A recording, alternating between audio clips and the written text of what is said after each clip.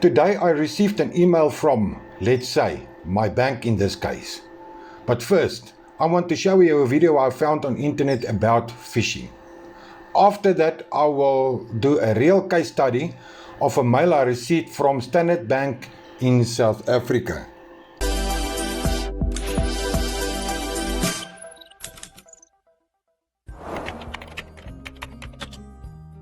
Phishing is a method of trying to gather personal information using deceptive emails and websites.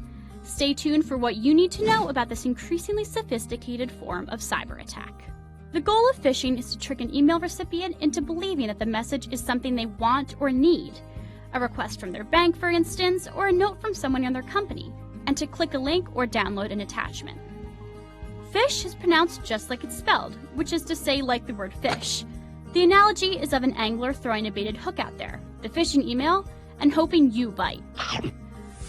What really distinguishes phishing is that attackers masquerade as a trusted entity of some kind, often a real or plausibly real person or a company the victim might do business with. It might be your boss, your bank, or a company whose software you use. Perhaps one of the most consequential phishing attacks in history happened in 2016. When Russian hackers managed to get Hillary Clinton's campaign chair, John Podesta, to offer up the password to his personal Gmail account. How did they do it? The hackers sent an email warning Mr. Podesta that someone had his password and that he should change it immediately. Clicking on a link in the email took him to a fake login page. This is a classic ploy, and one all of us would hope we would see for what it is. But email scammers are constantly honing their craft, trying new pitches, and pulling new strings. One way to get familiar with their tactics is to study the email messages that scammers send. Here are a few real-world examples and how they work. 1. Your account has been hacked. The person sending this threatening phishing message found a group email that was publicly available on the company's site. Using that list to target the message was smart. Not so smart was the content of the message, in which the would-be attacker reveals a lack of understanding of how malware works. 2. Password reset. Taking advantage of the fact that no one wants to miss a paycheck, messages like this one aim to trick the user into revealing important data, often a username and password that the attacker can use to breach a system or account. 3. Payment request. This email has enough information specific to the target company to give even the most phishing-savvy recipients pause. The key to not getting caught in this trap is to know your company's processes and to be able to spot anomalies. 4. Charity donation. Here the scammer is counting on the greed and gullibility of the recipient. This theme of giving something away for free is a common one and preys on human nature. The key thing to remember is if it sounds too good to be true, it probably is. Thanks for watching and stay safe out there. I received a payment notification from Standard Bank. In the email, they invited me to view the payment details by clicking on a link. The email is very convincing, even if I look at the details. The mail address they used is noreply@standardbank.co.za. In other words, it is an address used only for outgoing traffic. No suspicion will be raised if they spoof a no-reply email. Even the contact details are legitimate details except for the customer care email with a B in front of the support. That B in front of the support make it a going nowhere slowly address. In other words, no one will receive mails from that address. The rest of the email is excellent. Anyone will believe it's a mail from his bank. All the details are correct and even the disclaimer at the bottom is perfect.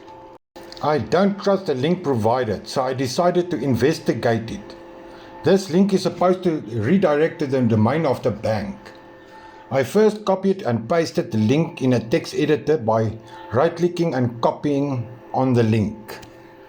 After I pasted the link, I noticed a very long link that don't redirect to the bank's domain. It redirects to a myhuawei.cloud.com domain. VirusTotal is a website where I can investigate files, URLs, and other searches like IP addresses, domains, and websites. I pasted the link and ran a search. There are 2 instances found on their website.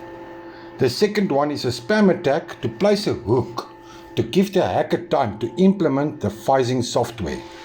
The hook is definitely not safe, and they will try to steal your information. Luckily, I have a new virtual Windows installed for days like this.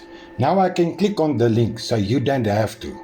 First, it directs me to a page where I need to add my username with a sign in button. The link at the top of the page redirects to Loving Top, far away from Standard Bank's website.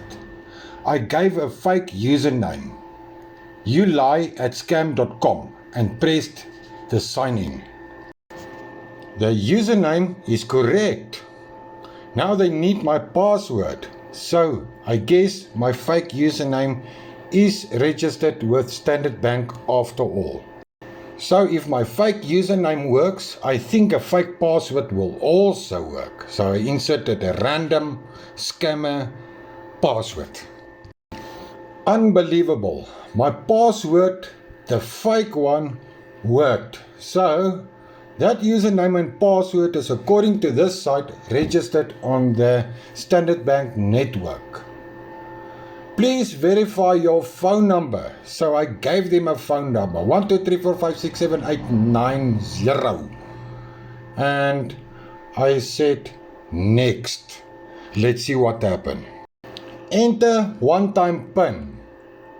Oh gosh, I gave a fake number, so I won't get a one-time PIN. So I decided to use a fake one-time PIN as well. 12345. Easy, and I pressed submit. My counter started counting from 60 seconds down. So I guess they try to let you think you are busy waiting for verification. But in the meantime, the hacker is busy trying to access your computer. I decided to abort it on 52 seconds and close the page, because this is here where they plant the malware, and the malware infects your computer, and then they can play on your machine as pleased. And I think they need about 60 seconds to make sure they can implement the malware. Now they can steal your passwords, banking information, contact details, if it's on the phone, even all your call logs, SMS, your messages you send. So yeah, now they have full access to your system. Don't click on any other thing today than on the subscribe button to get more videos like this. Be careful, be vigilant. Until next time. Enjoy.